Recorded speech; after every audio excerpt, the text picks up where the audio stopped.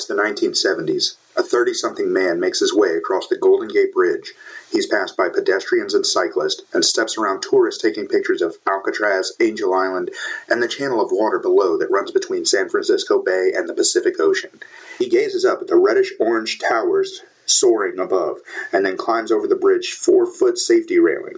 He steps out onto a 32-inch wide beam known as the cord, pauses, takes one last look out at the bay, and then jumps.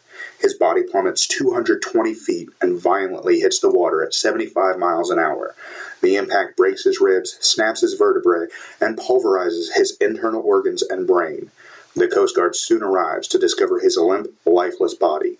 When the medical examiner later located and searched the jumper's sparse apartment, he found a note the man had written and left on his bureau. It read, "I'm going to walk to the bridge. If one person smiles at me on the way, I will not jump." A moment of reflection. I recently debated whether kindness could stop a suicide. This discussion actually angered me because many times when I was thinking or planning or wanting to end my life, a simple kindness gave me a reason to hold on a little longer. I've seen the above story referenced in a cyclical post about a woman whose husband smiles and waves at everyone. A simple, kind gesture from one of possibly hundreds of people he walked by could have saved this man's life. Admittedly, it often takes more compassion and love than a smile to help someone dealing with fatal depression. I've had friends who had no concern for the welfare of others, antisocial behavioral disorder, sit with me on a bench in a crowded street, offering no words of encouragement, but simply a hand on my shoulder, and it got me through the moment. The decision to commit suicide, while often planned and thought about for a length of time, is often made on impulse. The process is quick, the pull of a trigger, the slice of a blade, swallowing some pills, but the impact is eternal.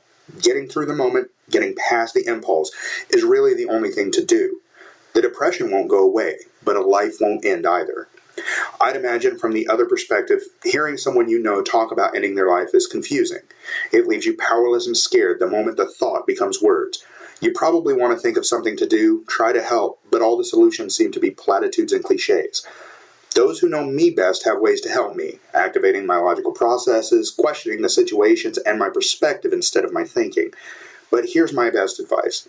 Having struggled since my first threat at 7, try a hug. Hold that person as if you aren't sure you will ever see them again.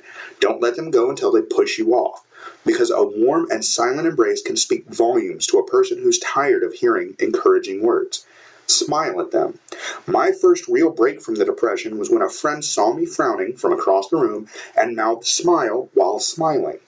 I've known friends who struggled as I do, and the most impact I seem to have was in doing a sweet thing just to get them to smile.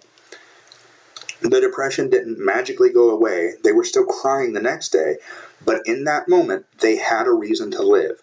Instead of being told, "You have this and this going for you," they were given a napkin rose or told an inappropriate joke. "Don't tell me I have more balls than you. I was born without them." They weren't told that someone cared. They were shown. The lesson of all faith teachings is be kind to one another. The current country song repeats, "Always be humble and kind." So please never ever think that being kind is not enough to change things. So for the new generation and those who despise my $10 vocabulary, treat everyone you meet like you give a shit.